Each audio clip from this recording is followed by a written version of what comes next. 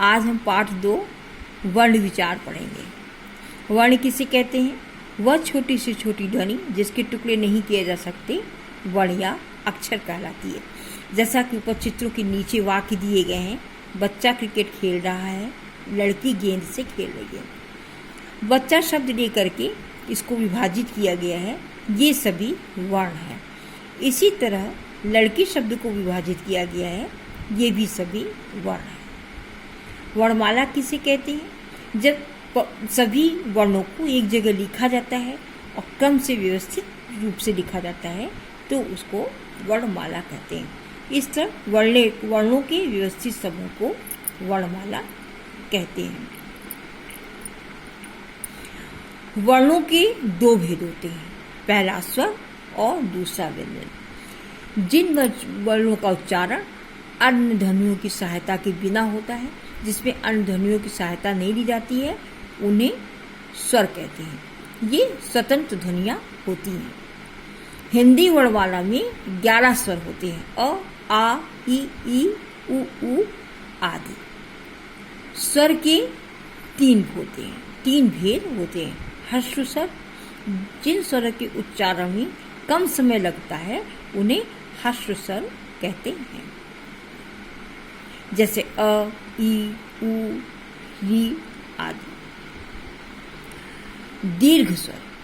दीर्घ स्वरों में ह्रस्व स्वर से अधिक समय लगता है, जैसे आ, ई, उ, ए, ये सब दीर्घ स्वर हैं। इसके बाद तीसरा आपका आता है प्लुत स्वर। प्लुत स्वर में ह्रस्व स्वर से और दीर्घ स्वर से भी ज़्यादा समय लगता है, जैसे कि ओ।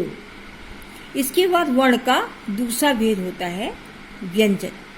जैसा कि आप कॉलम में देख रहे हैं, व्यंजन क वर्ग, च वर्ग, ट वर्ग, ये सब स्पर्श व्यंजन है। ट वर्ग, प वर्ग, या, रा, लावा, ये सब अंतस्थ व्यंजन है। श, स, ह, ये उष्ट व्यंजन है। और छ, प्रज्ञा, श, ये संयुक्त व्यंजन है। संयुक्त व्यंजन 2 या 2 से अधिक व्यंजनों के मेल को संयुक्त व्यंजन कहते हैं। इन व्यंजनों की संख्या 4 होती है। जैसा कि आप नीचे देख रहे हैं, 2 शब्दों से मिलकर के, 2 वर्णों से मिलकर के श, ग, त्र, श, ये व्यंजन बने हैं। ये सभी व्यंजन 2 वर्णों से बने हैं, इसलिए इसको संयुक्त व्यंजन कहते हैं। हिंदी भाषा में रा और ढा वर्णों का भी समावेश किया गया है। इन्हें उच्छिष्ट व्यंजन कहते हैं।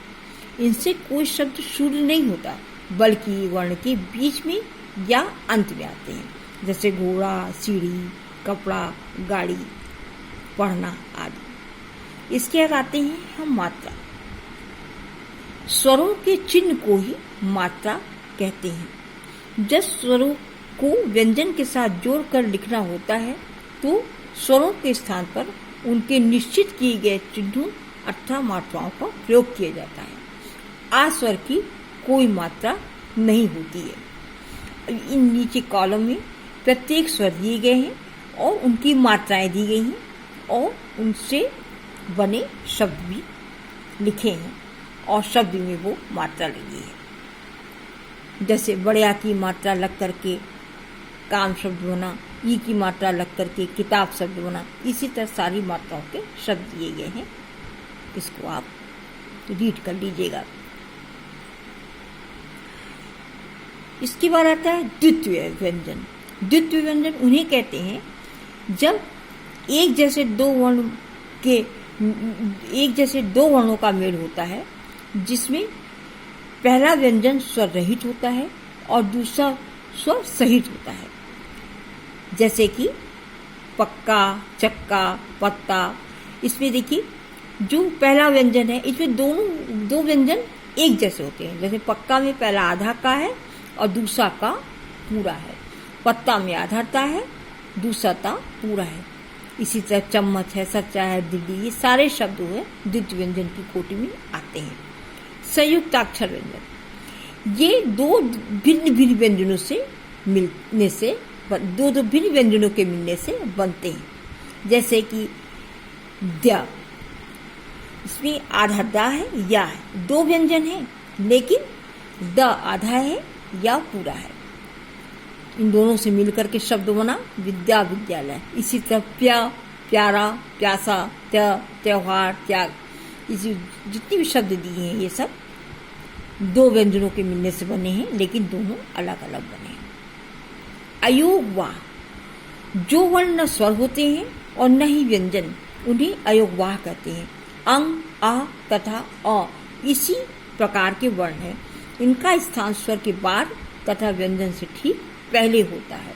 अनुस्वार, अंग को अनुस्वार कहते हैं। इसका चिन्ह एक बिंदु के रूप होता है और ये किसी वर्ण के ऊपर लगता है।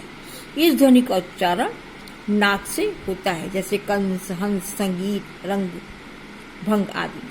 अनुनासिक, अ को अनुनासिक कहते हैं। इसका चिन्ह चंद्र बिंदु है। इसका चिन्ह चंद्र बिंदु होता है। इसको चंद्र बिंदु भी कहा जाता है। इस ध्वनि का उच्चारण मुख और नाक की सहायता से होता है, जैसे आंख, सांप, पांच आदि। विसर्ग, आह को विसर्ग कहते हैं। इसका चिन्ह दो बिंदु होता है। किसी वर्ण के दाईं तरफ दो बिंदु लगाया जाता है, उसको विसर्ग कहते हैं। इसका प्रयोग व्यंजन के बाद किया जाता है।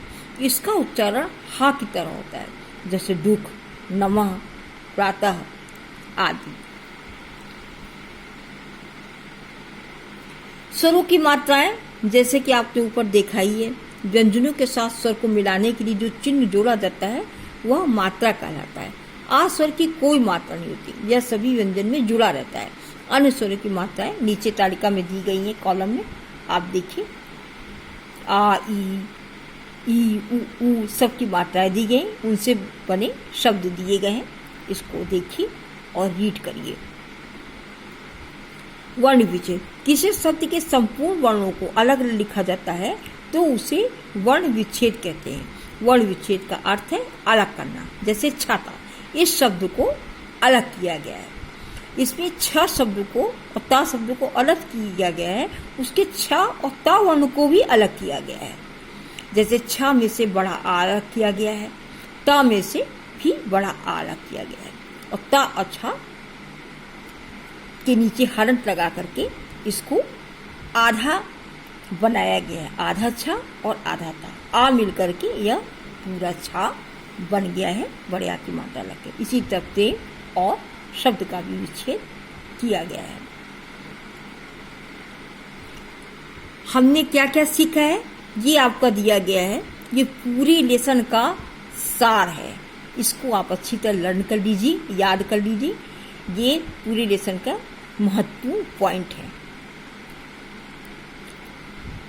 अब अभ्यास है, आओ अभ्यास करें। इसमें आपको पहला क्वेश्चन और दूसरा क्वेश्चन, ये दोनों क्वेश्चन आपकी क्लास वर्क कॉपी में होगा। पहला और दूसरा क्लास वर्क कॉपी में होगा। तीसरा क्वेश्चन, दिए गए सेट वर्णों का प्रयोग करके 3-3 शब्द लिखिए। पहला अक्षर है छत्री, क्षेत्र, क्षेत्र रक्षक, ज्ञानी, ज्ञान और ज्ञानदायक। श्र से श्रम, श्रमिक और श्री। अनुस्वार और चंद्रबिंदु से आपको 4-4 शब्द लिखने हैं। अनुस्वार से आप लिखेंगे रंग, भंग, लंगूर, अंगूर। चंद्रबिंदु से 5, चांद, सांच, आँच। ये आपके 4-4 शब्द हो गए अनुस्वार और चंद्रबिंदु। 5th क्वेश्चन आपको होमवर्क कॉपी में करना है, और परियोजना कार्य का पहला क्वेश्चन भी आप होमवर्क कॉपी में करेंगे। इस तरह अभ्यास का 5th क्वेश्चन और परियोजना कार्य का 1st क्वेश्चन आप होमवर्क कॉपी में करेंगे। परियोजना कार्य का दूसरा क्वेश्चन, संयुक्ताक्षरों का प्रयोग करते हुए 2-2 शब्द लिखें। जैसे द से विद्यालय, विद्या, क्या से क्यारी और क्या, व्य से व्यक्ति और व्यथा। आपका लेसन हो गया पूरा।